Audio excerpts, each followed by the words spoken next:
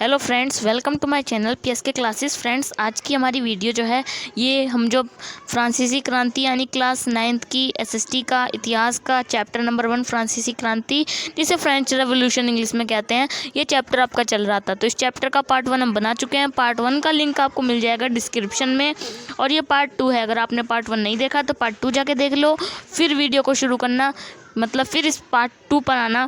तो जिन लोगों ने पार्ट 1 देख लिया है तो वीडियो पर बने रहें और जल्दी से पार्ट 2 शुरू करते हैं। तो फ्रेंड्स, पार्ट 2 में हमें क्या क्या पढ़ना है, देखिए पार्ट 2 में हम ये सब पार्ट 1 में हम ये सब पढ़ चुके हैं। ओके, ये भी हमने पढ़ लिया था।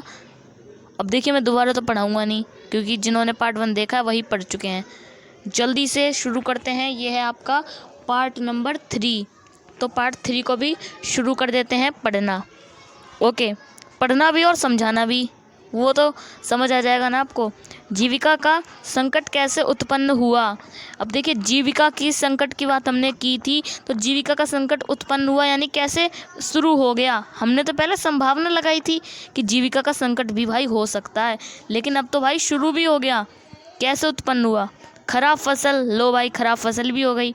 उसके बाद अब गरीब गरुबा पाव रोटी नहीं खा पाएंगे। जब फसल ख़राब हो गई तो पाव रोटी की कीमत गई बढ़। और पाव रोटी यानी मैंने आपको बताया था ना, जैसे यहाँ हम रोटी खाते हैं, बेसिक यूनिट हमारी रोटी है अनाज की, वहाँ पाव रोटी होती थी। अगर वो ड्राई फ्रूट की कीमत में भाई बिकने लगे तो भाई समझ रहे हो ना क्या क्या दिक्कत आएंगी। ये टेबल है चक्र, उसके बाद आएगी महामारी, बीमारियाँ फैलने लगेंगी। ओके, भुखमरी। यहाँ पर आपको बताता हूँ, ख़राब फसल है तो इसके बाद क्या दिक्कत आएगी, कीमत बढ़ जाएगी। ओके, ख़राब फसल है और कम फसल हो पाएगी, तो इससे क्या दिक्कत आएगी, जो गरीब लोग हैं वो पाव रोटी नहीं खा पाएंगे। तो अगर वो पाव रोटी नहीं खा पाएंगे तो उनको भुखमरी की समस्या आ जाएगी। उसके बाद इसमें बताया गया है कि भुखमरी से बीमारियां लगेंगी और वो बीमारियों की महामारी बनेगी, और इस तरीके से जो होगा पूरा देश बर्बादी की ओर चला जाएगा। देखो, बीमार कौन होगा ये बात तो हम ध्यान रखें कि ये बीमार ये पादरी वंश के लोग, सॉरी कह रहा हूँ पादरी वर्ग के लोग या फिर ये कुलीन वर्ग के लोग थोड़ी बीमार पड़ेंगे भाई। वो तो लोग को बहुत शान शौकत में रह रहे हैं, तो बीमार तो वही पड़ेगा ना, अनाज उगाता है जो, यानी किसान। और वही भूखा अगर मर जाए तो समझ रहे हो ना पूरे देश का क्या होगा। जैसे आपके घर में आपके जो पिताजी हैं ये कमा कर लाते हैं और पूरा घर बैठ के खाता है। मैं ये नहीं कह रहा आप लोगों को गलत हो, नहीं, अभी आप बच्चे हो, आप लोगों की उम्र है कि अभी आप सिर्फ पढ़ो। ओके, तो एक बात बता रहा हूँ, तो अगर आपके पिता को कुछ हो जाए, आपके पिता बीमार पड़ जाएं, तो आपको कमाना पड़ेगा। और आप मान लीजिए आप बहुत छोटे हो, तो आपकी क्या हालत होगी, कुछ ही टाइम तक तो आप बैठ के खाओगे, उसके बाद तो आपकी बहुत बेकार हालत हो जाएगी। सेम वही चीज़ है, ये देश नहीं समझते हैं कि किसान कितने ज़्यादा इम्पोर्टेंट हैं। वही तो अनाज उगाते हैं। क्या ये कुलीन वर्ग के लोग फिर अनाज उगाएंगे या पादरी वर्ग के लोग? नहीं भाई, ऐसा कुछ नहीं होने वाला है। जीविका संकट का चक्र था, ये मैंने आपको बता दिया है। अब ये जो है ये 1.3 है, इसे 1.3 1.1 और 1.2 में हमने जो पढ़ा था वो मैं आपको पढ़ा चुका हूँ, तो समझ रहे हो तो समझ जाना, बाकी आप पार्ट 1 देख लेना। उभरते मध्य वर्ग ने विशेषाधिकारियों के अंत की कल्पना की। जो मध्य वर्ग था ना, मध्य वर्ग उसे कहते हैं हम। जैसे मध्य वर्ग में आ गए आपके, मध्य वर्ग में तो वैसे आपके सारे तृतीय स्टेट के लोग आते हैं, लेकिन जो मध्य वर्ग है ना, उसमें हम मध्य वर्ग में हम उन लोगों को भी ले आते हैं। जैसे उदाहरण मैं आपको देता हूँ, मध्य वर्ग जैसे जो अदालती कर्मचारी जिनकी सरकारी नौकरियाँ थीं, सरकारी कार्यालयों में जो भी काम करते थे ना, तो वो भी मध्य वर्ग में आ जाते हैं। ओके, तो मध्य वर्ग का मतलब तो यहाँ पर आप समझ रहे हो ना। कोई अगर प्रॉब्लम आ रही है तो कमेंट करके ज़रूर पूछ लेना। मैंने आपको पार्ट 1 में बेसिक आपको पढ़ा दिया है, तो जिन्होंने पार्ट 1 नहीं देखा, आप भी कह रहा हूँ वीडियो से चले जाएँ और पार्ट 1 देख लें, वरना ये वीडियो आपके कोई भी काम की नहीं रहेगी। यार इतना टाइम बर्बाद कर रहा हूँ आपको समझाने में, प्लीज़ समझ जाना। ओके, पहले भी कर बढ़ाने एवं अकाल के समय किसान और कामगार विद्रोह कर चुके थे, परंतु उनके पास सामाजिक एवं आर्थिक व्यवस्था में बुनियादी बदलाव लाने के लिए संसाधन एवं कार्यक्रम नहीं थे।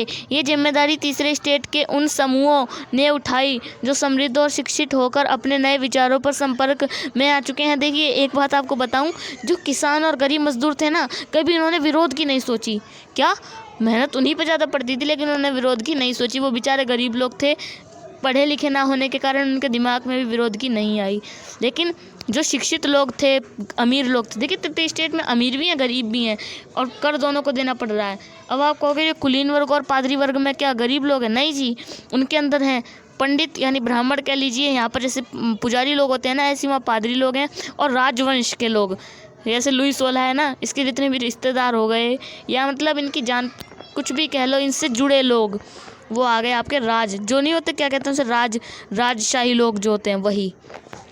ओके, 18वीं सदी में एक नए सामाजिक समूह का उदय हुआ जिसमें मध्य वर्ग कहा गया। मध्य वर्ग बन गया अब कोई एक नया, जैसे 3 स्टेट थे, लेकिन एक और धीरे धीरे बनने लगा, जिसने फैलते समुद्र पराई व्यापार और ऊनी तथा रेशमी वस्त्रों के उत्पादन में बल पर संपत्ति अर्जित की।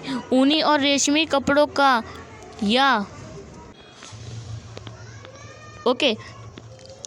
समाज के समृद्ध लोग उसे गरीब खरीद लेते थे। तीसरे स्टेट में इन सौदागरों एवं निर्माताओं के अलावा प्रशासनिक सेवा, वकील जैसे पेशेवर लोग भी शामिल थे।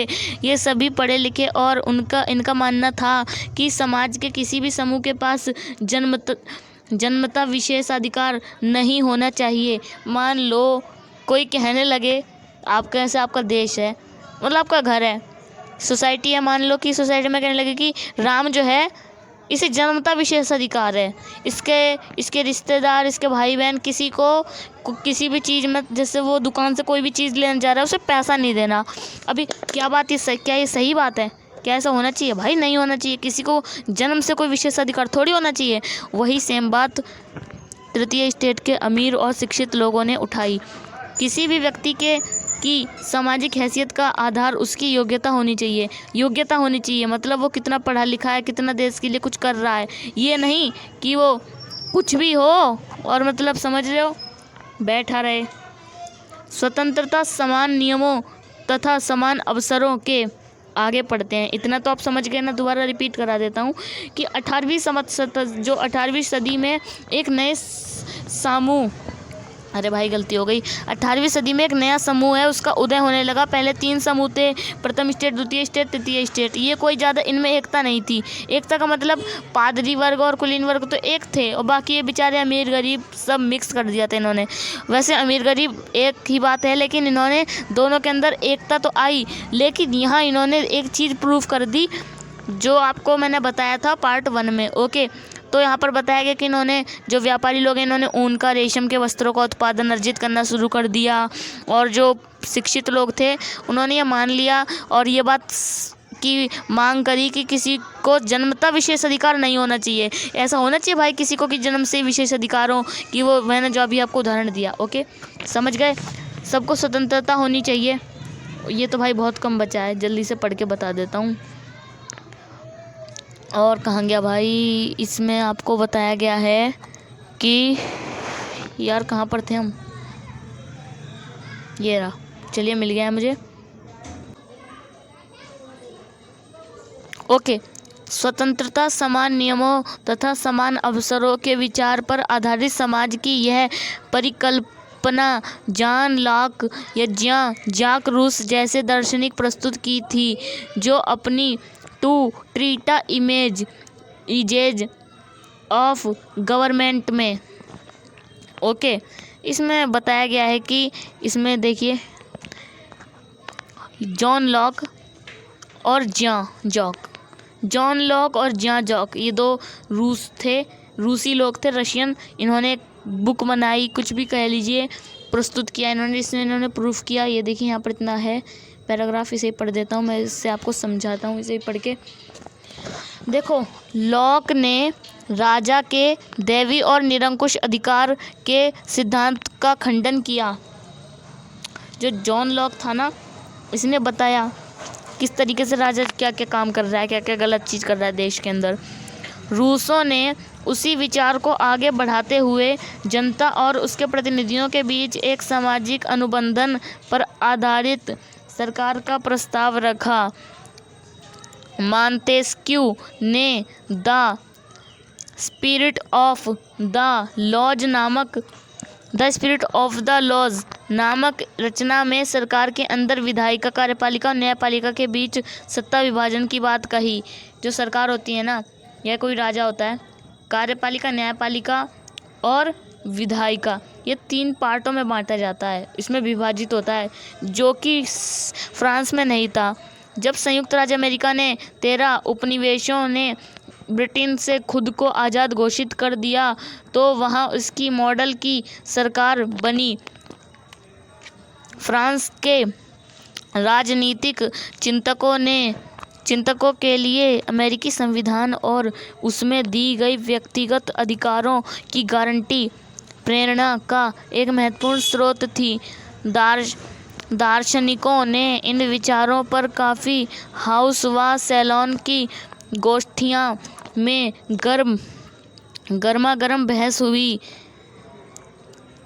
गरमागरम बहस हुआ करती और पुस्तकों एवं अखबारों के माध्यम से इनका व्यापार प्रचार प्रसार हुआ।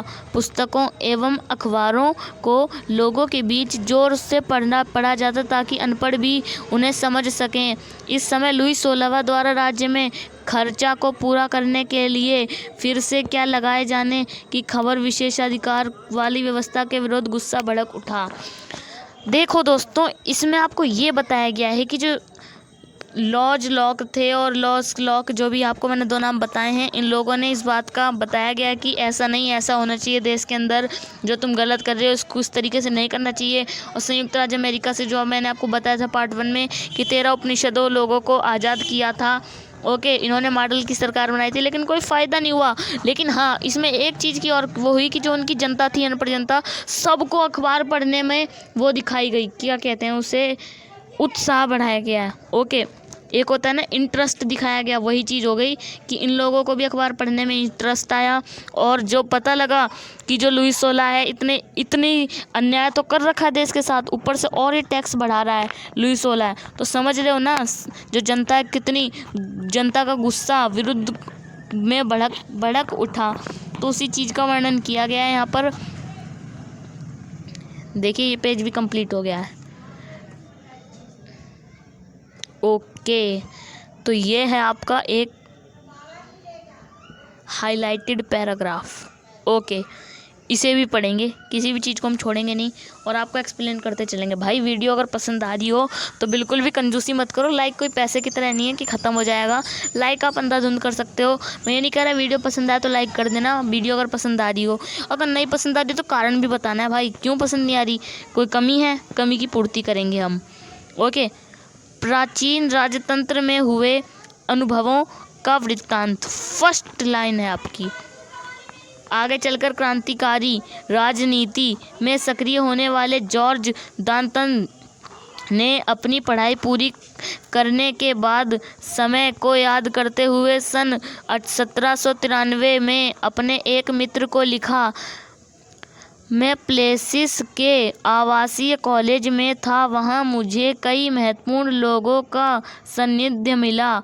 पढ़ाई पूरी होने के बाद बेकारी के दिनों में नौकरी की तलाश में जुट गया। पेरिस के न्यायालय में नौकरी मिलनी असंभव थी। सेना में नौकरी का विकल्प भी मेरे लिए नहीं था, क्योंकि मैं ना तो जन्मजात कुलीन था और ना ही मेरा कोई संरक्षक था। चर्चा में भी मुझे आसार नहीं देख सका। मैं कोई ओहदा भी खरीदने की स्थिति में नहीं था, क्योंकि मेरी जेब में एक सू फ्रांसीसी पैसा तक नहीं था। सू मतलब फ्रांसीसी पैसा। ओके, पुराने दोस्तों ने भी मुंह मोड़ लिया। व्यवसाय में हम पढ़ा लिखा तो बहु लिया, व्यवस्था ने हमें पढ़ा लिखा तो दिया था, लेकिन हमारी प्रतिभा का इस्तेमाल के लिए अवसर उपलब्ध नहीं कराए। क्या है ये, इसको आपने समझ में आया? इतना मैंने पढ़ के बताया। भाई मैं ये डांट नहीं रहा आपको भाई, पढ़ा समझ में आया नहीं आया कोई दिक्कत नहीं, नहीं समझ आया हम समझाते हैं। देखो भाई इसमें जो एक आदमी है इसने बताया गया है, इसका जो नाम है भाई मैं दिया गया है कि जॉर्ज डांटन। इसने अपने किसी मित्र को या किसी जगह बताया गया है कि किस तरीके से उसने पढ़ाई पूरी करी, पढ़ाई पूरी करने के बाद वो नौकरी में जुट गया, सेना में या व्यापार या फिर अदालत में, कहीं भी उसे काम नहीं मिला। ना मिलने के कारण भी बेचारा बता रहा था कि यहाँ पर प्रतिभा तो दिला देंगे लेकिन प्रतिभा का उपयोग करने का किसी को अवसर नहीं देंगे। ओके, मतलब किसी को पढ़ाएंगे, टेस्ट लेंगे, उसके बाद उसका एग्ज़ाम नहीं लेंगे। ओके, उल्टी बात हो रही है यहाँ पर कि जैसे किसी कोई बच्चा है वो सिलेक्ट हो गया है किसी चीज़ में तो उसे भेजो, उसे प्राइज़ दो, कुछ भी करो। ओके, लेकिन ये इसे छोड़ देते हैं बिल्कुल। तो यही इसमें बताया गया है। वो बेचारा दुख से, ये बात उसके लिए दुख की बात है, क्योंकि आप समझ ही रहे हो, मैंने अभी पढ़ के बताया तो फीलिंग्स क्या क्या आ रही हैं। आर्थर यंग नाम के एक अंग्रेज ने सन 1787-1789 के दौरान फ्रांस की यात्रा की और अपनी यात्रा का विस्तार वृत्तांत लिखा।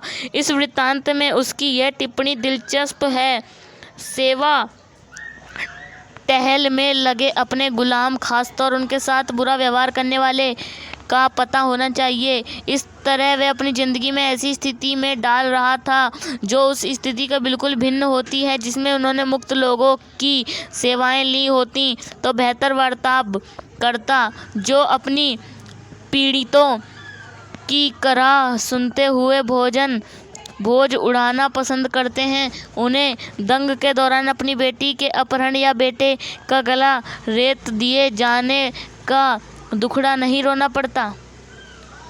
रोना चाहिए, जो भी रोना पड़ता एक ही बात है। देखिए ये जो इसमें बताया गया ना कि ऑर्थर ने, ये भी इसकी और इसकी कहानी है। ओके, इन्होंने अपनी जो एक होता है ना फीलिंग्स, अपने दिल की बात निकाली है, जो रियलिटी है, तो वही चीज़ इसमें आपको बताई गई है। ध्यान से अगर आपने पढ़ लिया होगा तो समझ आया होगा।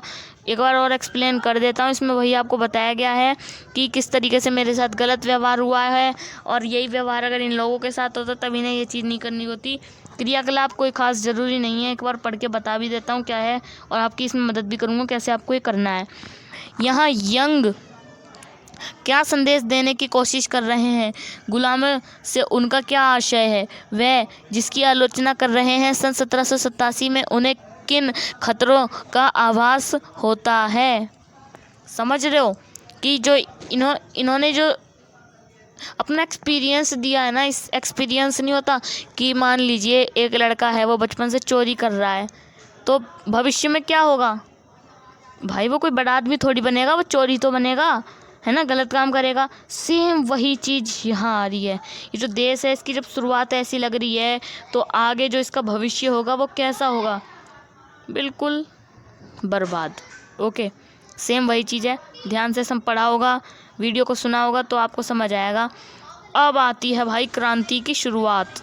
बात जिसे कहते हैं कि पानी सर से ऊपर जा चुका है, वही सेम चीज़ आ रही है देश में भी। पढ़ना शुरू करता हूँ। क्रांति की शुरुआत, क्रांति यानी रिवॉल्यूशन। अभी तक हमने फ्रेंच पढ़ा था, अब आ गया है हमारा रिवॉल्यूशन, स्टार्टिंग ऑफ रिवॉल्यूशन।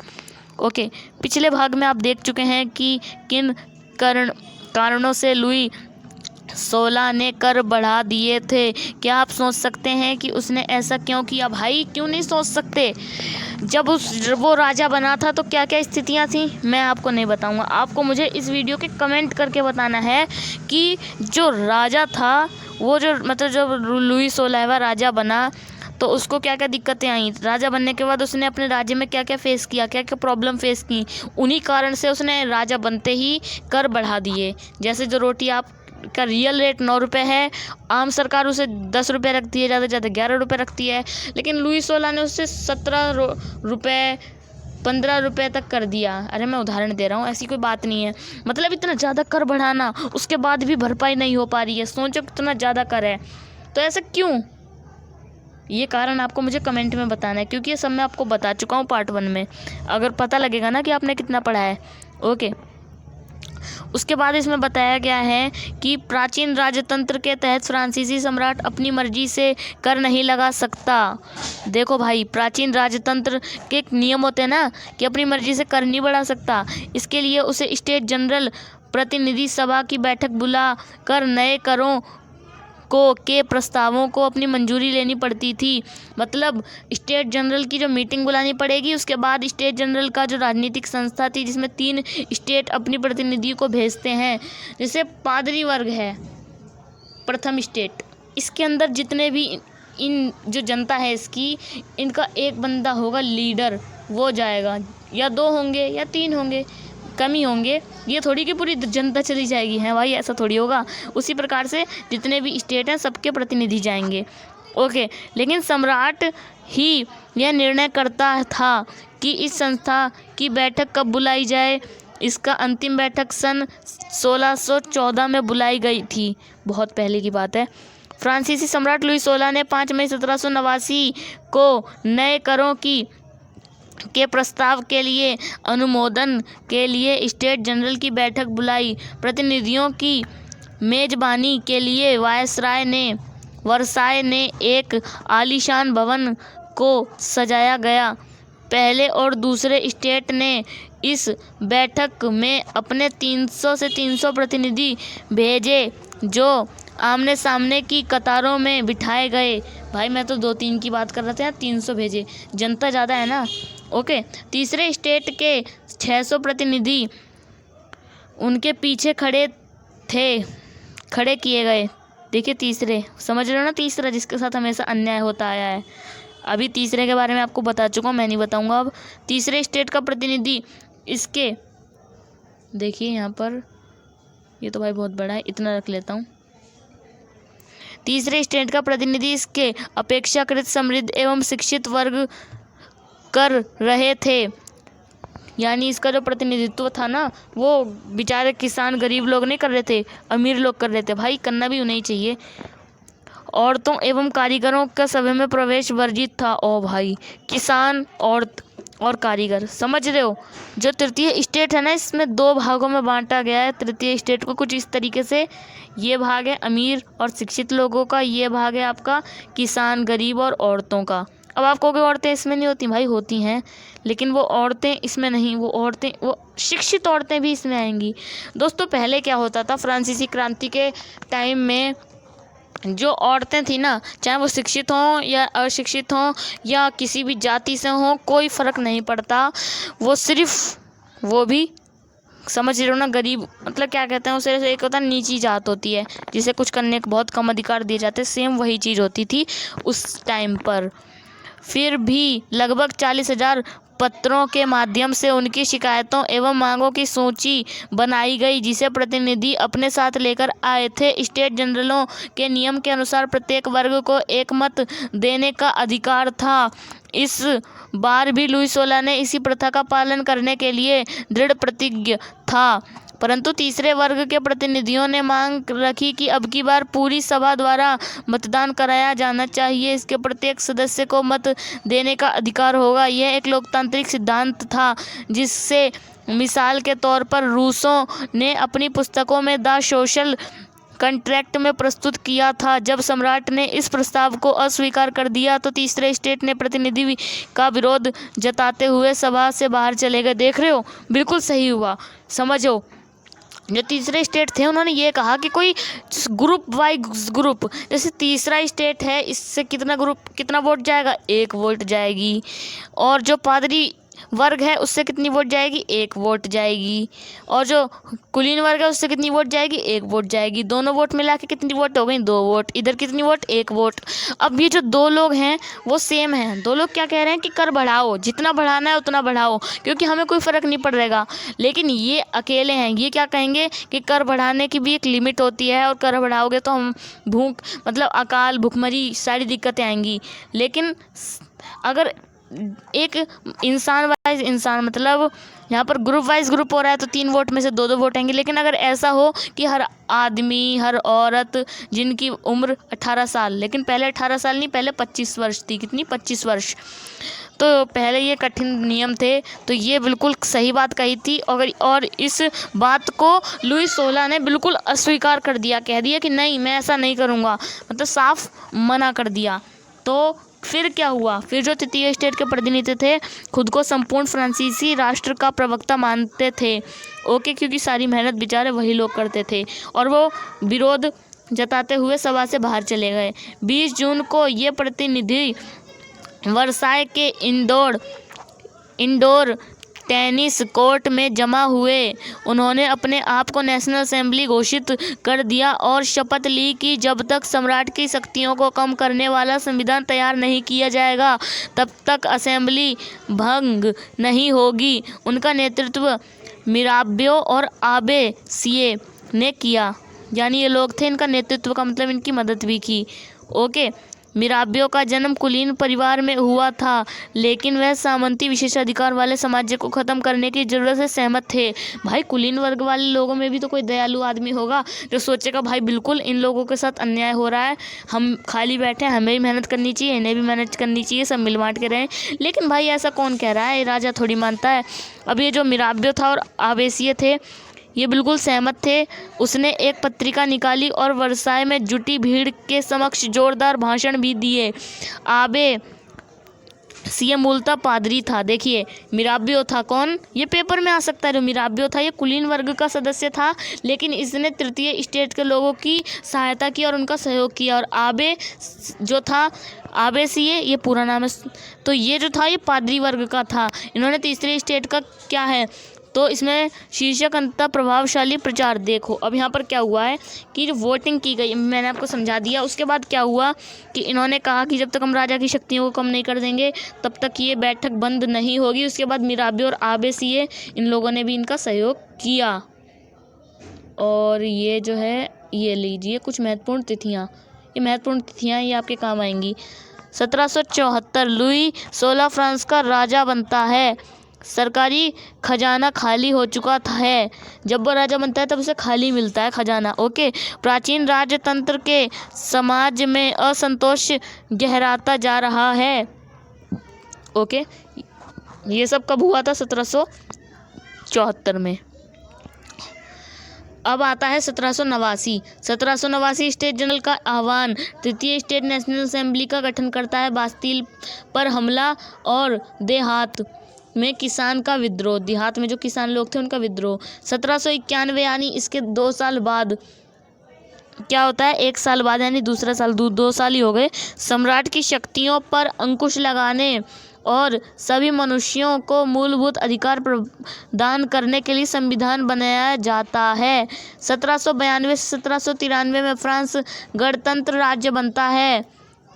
सिर काटकर राजा को मार दिया जाता है। जैकोबिन गणतंत्र का पतन, फ्रांस पर डायरेक्टरी का शासन।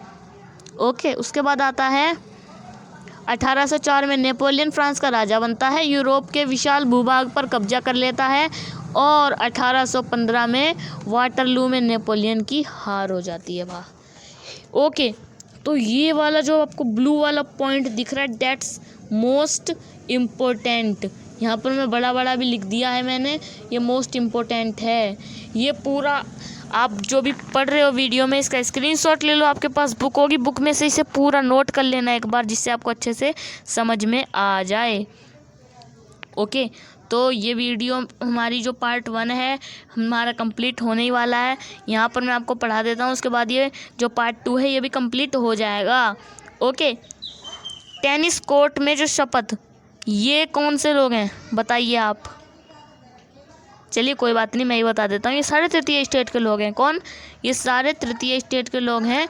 इन्होंने क्या किया है? शपथ ली है। शपथ ली है कि यह पेंटिंग बनाई गई किसी ने।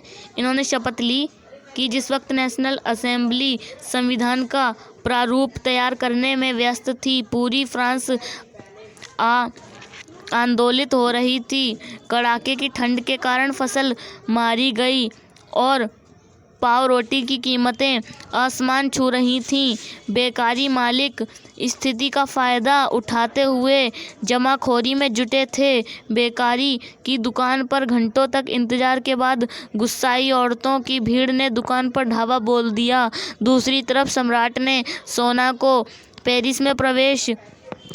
को पेरिस में प्रवेश करने का आदेश दिया और क्रुद्ध भीड़ ने 14 जुलाई को बास्तील पर धावा बोलकर उन्हें निस्ते-नाबूद कर दिया। भाई पार्ट 1 में आपको ट्रेलर में जो आपको दिखाया था ना, अबे फिल्म है, देखिए जो ट्रेलर होता है वो ना बिल्कुल शॉर्ट होता है, बिल्कुल शॉर्ट, और जो फिल्म होती है ना वो बिल्कुल लाइन वाइज चलती है, डेट बाई डेट।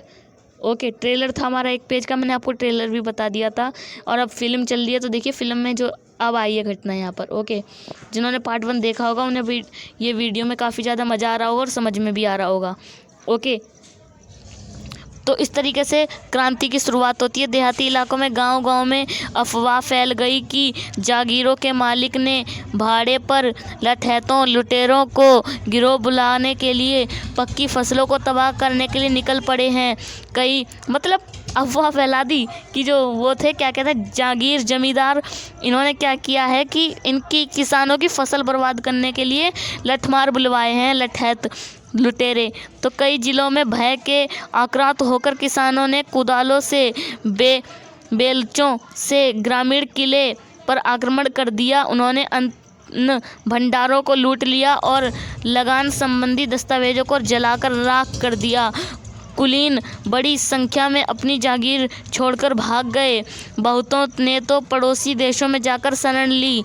अपनी विद्रोही प्रजा की शक्ति का अनुमान करके लुई 16 ने अंततः नेशनल असेंबली को मान्यता दे दी और यह भी मान लिया कि उनकी सत्ता पर अब से संविधान का अंकुश होगा। 4 अगस्त 1789 की रात को असेंबली ने करों, कर्तव्यों और बंधनों वाली सामंती व्यवस्था को उन्मूलन आदेश पारित किया।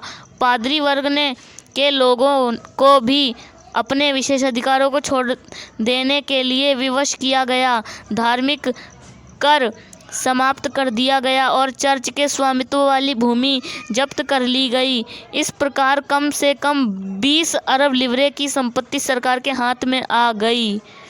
देखो भाई, एक बात देखो, मतलब पहले 12 अरब लिवरे का कर्ज था और सरकार, पूरा देश बर्बाद होता जा रहा था। और जब फ्रांसीसी क्रांति हुई तो कितना फ़ायदा हुआ, नुकसान नहीं हुआ, 20 अरब का फ़ायदा ही हो गया, 20 अरब लिबरे का। अब क्या होगा कि ये जो 12 अरब है ये अपना कर्जा चुका दिया जाएगा और जो 8 अरब है ये इससे देश चलाया जाएगा, बिल्कुल आराम से देश चलेगा। देख रहे हो कितना बढ़िया तरीके से यहाँ पर समझा दिया गया है। ओके, ये मैंने मैप पे आपका मैप दिखा देता हूँ भाई। मैप में दिया गया कि भय की लहर से अप्रभावित इलाके, ये जो इलाके आ रहे हैं ना आपका, ये जो इलाका हरा हरा इलाका है जहाँ बिल्कुल भी भय नहीं है किसी को।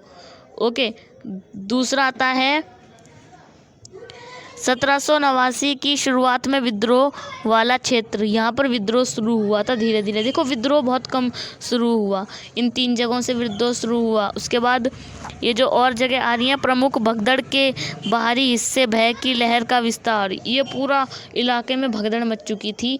इसे आप एक बार ध्यान से पढ़ना, देखना, समझ आ जाएगा। और जो एरो है ना, भय की लहर का विस्तार, ये लहर किस तरीके से फैल रही थी। ओके, मतलब दिखा रहे हैं ये कि इस जगह से इस जगह गई। तो आई होप आपको समझ में आ गया होगा। भय की लहर का प्रसार मानचित्र से पता लगाएं। ओके, तो यहाँ पर ये आपका मैंने पार्ट 2 कंप्लीट करा दिया है। अगर पार्ट 2 में कुछ भी समझ नहीं आता है तो मुझे कमेंट करके बताना, तो मैं आपको समझाऊंगा। ओके, कमेंट में बता दूंगा। और अगर आपको टॉपिक कुछ ज़्यादा ही काम का हुआ तो एक वीडियो भी बना दूंगा, इससे ज़्यादा मैं क्या कर सकता हूँ। ओके, तो इसी प्रकार से यहाँ पर आपका पार्ट 2 कंप्लीट होता है और पार्ट 1 का लिंक डिस्क्रिप्शन में है। वीडियो पसंद आए तो लाइक कर देना, चैनल को सब्सक्राइब कर देना, अपने तमाम दोस्तों में शेयर भी कर देना। तो तब तक के लिए bye bye, take care, have a nice day.